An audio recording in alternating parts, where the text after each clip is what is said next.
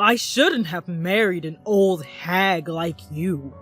Younger women are definitely better. I can't even walk with you in public, you're so embarrassing. If I could, I'd go back in time and start my life over." These were the words spoken to me by my ex-husband Tom 10 years ago. My name is Elizabeth, 48 years old. I married Tom, who was 5 years younger than me, when I was 33. I was a nurse, and we met at the hospital where I worked. Tom came to the hospital as a new doctor.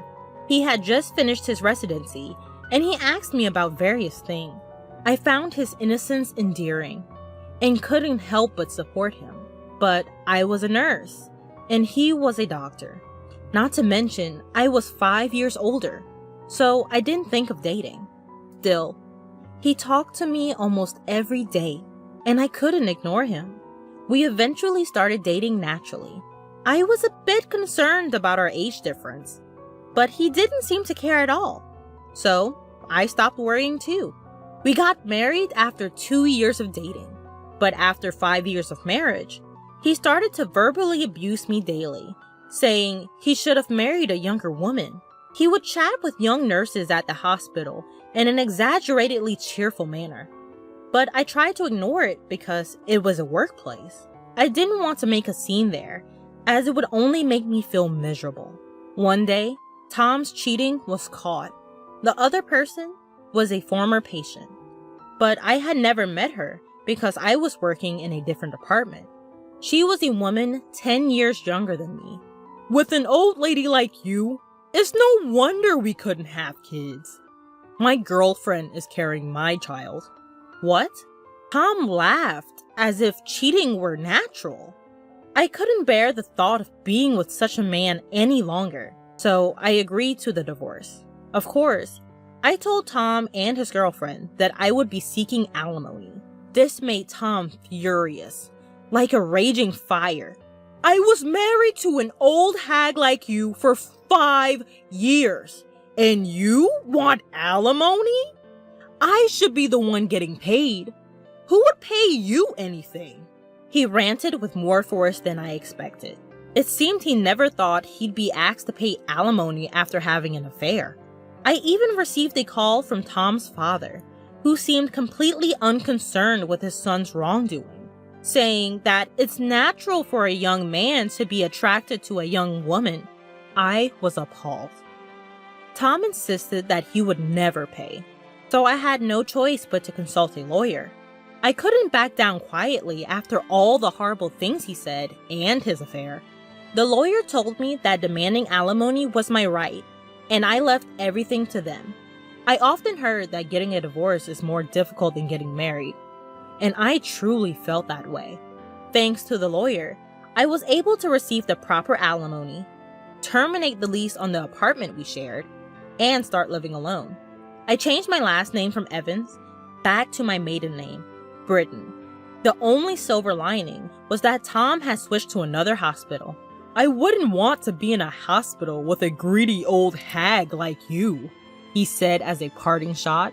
He must have thought that divorcing because of his infidelity and marrying his mistress right away would inevitably cause resentment among others.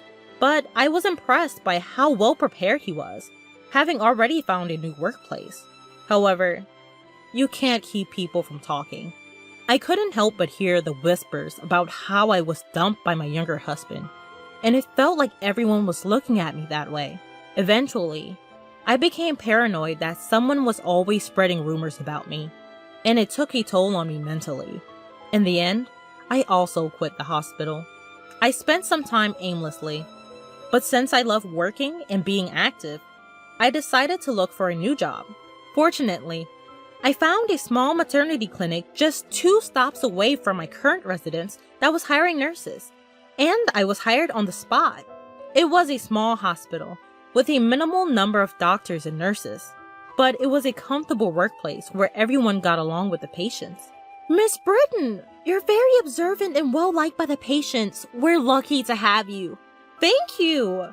But my peaceful days didn't last long.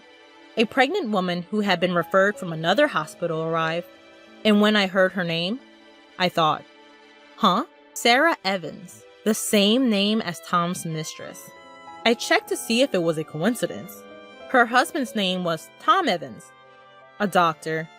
No doubt, my ex-husband. Tom's hospital didn't have an obstetrics department, and they had recently moved nearby and were referred to this hospital. I had changed back to my maiden name after the divorce, and we had never met face to face. She didn't seem to recognize me either, but I never imagined I'd run into them here. I hesitated to tell anyone that she was my ex-husband's mistress, so I kept quiet for a few days. Then, one day, Tom came with his wife for her checkup. Huh? Tom's eyes widened when he saw me. He must not have expected me to be here.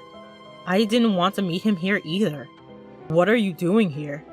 At Tom's words, his wife seemed to realize who I was. Wait, is she... Did you come to this hospital just to harass us? Of course not. I was here first. There's no way I could have known that Tom's new residence was near this hospital. But Tom wouldn't listen to my side of the story and accused me of following them around. You're stalking me to harass me, aren't you? Don't be ridiculous. Why would I do that? You're a greedy woman who squeezed money out of me after being dumped because you're old. Who knows what you'll do? He shouted this in the examination room, and everyone found out about our relationship. Everyone's stares felt piercing, and even though I thought Tom was in the wrong, I felt uncomfortable. Oh, I'm scared! I felt like I've been looked at maliciously ever since I came here. What if something happens to my baby? His wife added insult to injury by saying this with fake tears in her eyes. I don't know what she's capable of, so please don't let her get close to my wife, Tom said firmly. The doctor in charge then urged me to leave the examination room. It probably wasn't that they suspected me, but the only way to defuse the situation was to have me step out. I understand that patients come first, and I didn't want to be there either, but I felt miserable. I started to feel uncomfortable with people around me, as I didn't want the details of my divorce to be known. To make matters worse, Tom's wife continued to come to the hospital and badmouth me every time she came. Although everyone knew I wasn't in the wrong, the other person was a patient. Moreover, she was pregnant and needed to be taken care of. No one could say anything, as they didn't want to upset her nerves and cause health issues or interfere in personal matters. As a result, my comfort in being there only worsened. There was still more than 6 months until her due date, and I couldn't bear the thought of spending all that time in this kind of atmosphere. Even though it was a good workplace, I submitted my resignation to the hospital. It's a shame, but there's nothing we can do, said the director, whose face seemed somewhat relieved. I felt like I was being punished, even though I hadn't done anything wrong. Exhausted by everything, I couldn't bring myself to look for a new hospital to work at and return to my parents' rural home. They welcomed me without saying anything. At first, I couldn't bring myself to do anything, but I felt guilty for just staying at home every day. So I decided to take a part-time job at a nearby supermarket. It was my first time working outside of a hospital, but it was refreshing and a nice change of pace. I loved being a nurse, and I felt a sense of fulfillment in it. But it was a workplace where I was responsible for people's lives, and the weight of that responsibility was immense. There wasn't a single day when I could let my guard down. Being away from that life was emotionally uplifting. 3 years after returning home, I was offered a full-time position at the supermarket. It seemed my hard work was recognized, and I was genuinely happy to accept the offer. 4 years later, a matchmaker approached me. Are you interested in giving an arranged marriage a try? Excuse me? I have just the right person for you. The person who brought this up was the store manager. At 45, I had no intention of remarrying, so I politely declined. But the manager was persistent. The other person was a 47-year-old divorcee like me, with a similar reason for the divorce: a cheating spouse. It had happened 20 years ago. In the end, I couldn't refuse, and we agreed to meet. Given our ages, we decided to meet directly without involving any intermediaries. When I arrived at the designated restaurant, my counterpart was already there. As I entered the room, he suddenly stood up and bowed deeply, accidentally bumping his forehead against the table. Ouch! He raised his face, which was completely red. I couldn't help but laugh, thinking that such a thing like in a comic would happen these days. Hi, I'm James. Thank you for coming today. Nice to meet you. I'm Elizabeth. Thanks to the initial accident, it didn't take long for us to get comfortable with each other.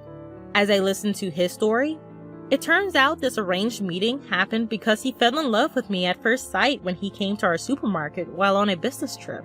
He asked for this meeting to be arranged. It seems his college senior is actually the manager of the main store. I'd like to have a serious relationship if possible. I came with the intention of refusing, but in the end, I couldn't say those words, and instead, I found myself wanting to see him again. And so, after dating for half a year, we decided to get married. Both my parents really liked his personality and were genuinely happy for us. Living with my husband, who always thinks of me, was truly a blessing. Since we were both of a certain age, we never wanted children from the start. We just hoped to live a peaceful life together, hand in hand. But when I turned 48, my health began to deteriorate. When I went to the hospital for a checkup, it turned out that I wasn't just sick, but pregnant. I never imagined that I would get pregnant at this age. And I didn't think my illness was morning sickness. I think my husband felt the same way. It seems like there's a baby. When I said that, my husband naturally replied, That's great! So, who's the lucky one? Do I know them? Yeah, I think you know them very well. They're right in front of you. What? I'm the one who's pregnant. At my words, my husband made a puzzled face and was silent for a while. I thought to myself, of course this would happen. He looked down at my belly. Our baby? When I nodded, his eyes widened even more. I'm sure the news was so unexpected that his mind went into a panic. I mean, even I did. So that means we're going to be mom and dad? Seems like it. Really? Yeah. Whoa! With an uncharacteristic surprise in his voice, my husband hugged me. It's unbelievable! A miracle! A miracle. Is it okay for me to give birth? I never really considered not giving birth, but there's the issue of age. It's not like I'm not worried about what lies ahead. Even at the hospital, I was asked, what do you want to do? I know very well that there are risks associated with giving birth at an older age, for both the mother and child. I don't expect everyone around me to be supportive. I'm sure there will be people who will ask how old I will be when my child turns 20. I'm not without my fears about whether or not I can raise a child at this age. Still, I could never bring myself to end the life that has taken root within me. What are you talking about? Of course, yes! So when my husband immediately responded that way, I was happy. I thought it was his genuine feeling. But after a while, he started to worry about my health. It's easy to imagine various negative effects, even for a man like my husband. We discussed it at length and decided to go ahead with the pregnancy after talking with our doctor. My parents and his parents were surprised and worried, but they were also very happy. That's how we decided to give birth at a well-equipped, large hospital. The participating doctor was very compassionate and reassuring. And on the day of one of my checkups, not only the obstetrician, but also an internist was scheduled to be there, just in case. My husband was supposed to be there, but he had an unavoidable work commitment, so I went into the examination room alone. To my surprise, my ex-husband, Tom, was also there. Honestly, I couldn't believe I would run into him in a place like this. Wait, seriously? You're the 48-year-old pregnant woman? Giving birth at that age is unbelievable. Tom burst out laughing. The obstetrician and the nurse in the room looked confused, but Tom didn't seem to care. You have no right to say that to me. I'm just worried about you. An old lady getting pregnant. That's just gross. Is that how you treat your patients? I can't believe you would say something so hurtful to a pregnant woman who's already anxious. Are you really a doctor? What are you acting so high and mighty for? Most of the patients at this hospital are wealthy, you know. Do you even understand that? You should leave before you embarrass yourself. Excuse me, Dr. Evans. I'll be leaving anyway. I wouldn't dream of giving birth at a hospital with a doctor like you. Yeah, get out of here. Dr. Evans, that woman is the wife of the heir to the Miles Group, who has made significant donations to our hospital. What? Dr. Evans, you may not have known since you are new to our hospital. No way, but she's my... I have no connection to you. Even so, what you just said was terrible. As Mrs. Miles pointed out, I can't believe a doctor would say something like that. Just then, my husband arrived. Sorry I'm late. My wife has been a great help to you. He could clearly see that I was angry, and Tom was pale, sensing something was off. Is something wrong? I was just told by this man here, Dr. Evans, that giving birth at 48 is disgusting. What? Upon hearing those words, my usually mild-mannered husband's expression changed instantly. And because I mentioned Dr. Evans, he probably realized this man was my ex-husband. I had talked about my previous marriage, and he knew Tom's name and occupation. Are you Dr. Evans? You insulted my wife, didn't you? Well, that's... What kind of hospital is this, where a doctor insults a patient? I can't trust my wife and unborn child to a place like this. As soon as my husband finished speaking, the nurse, who I had left earlier, returned with the director. I heard there was some rudeness. Director, we came to this hospital because my father recommended it. But I can't believe a doctor like this is employed here. It seems we chose the wrong hospital. I'm terribly sorry. That's not true.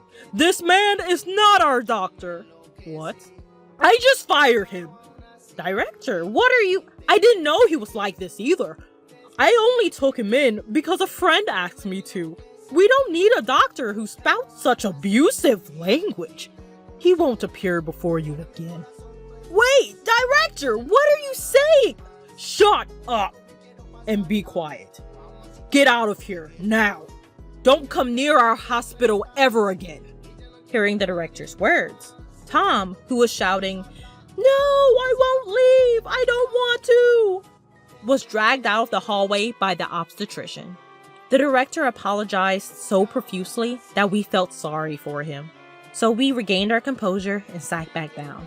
But my husband's anger didn't subside immediately, and he asked, "Is it because my father has donated to this hospital that you fired him?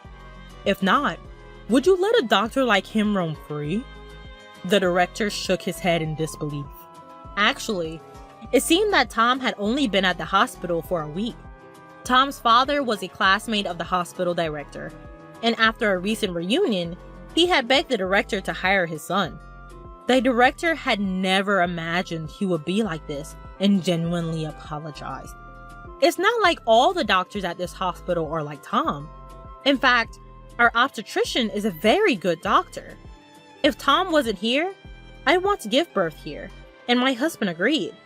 My father-in-law is the president of a major company with branches across the country, donating part of their profits to medical and welfare facilities.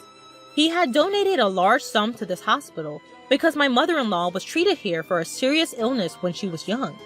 So my father-in-law recommended this hospital for my childbirth. A few days later, Tom contacted us, begging us to talk to the director and rehire him. If you ask, they might reconsider, right? Apparently, he had often angered patients with his arrogant attitude and had been moving from hospital to hospital. I can't think of him as anything but a fool for making the same mistakes over and over. My ex-father-in-law had told him there would be no future for him if he got fired again. However, I can't help but think that my ex-father-in-law's leniency is what made Tom this way. When the call came, my husband was with me. He took the phone from me, yelled at Tom that if he ever contacted us again or came near me, he would report him to the police for harassment, and Tom never called again, probably out of fear. Sometime later, on the way home from the hospital, we stopped by a convenience store and saw Tom working there. It seemed no other hospital would hire him anymore. He was crying and said his wife and child had left him. But I couldn't feel any sympathy. I just decided never to go to that convenience store again. The following year, I gave birth to a healthy baby girl. She's very adorable. No matter what happens, I'm determined to raise her with responsibility and care. But my husband has been smitten with our child since the moment she was born. He seems to be becoming a very indulgent father, so I have to be careful.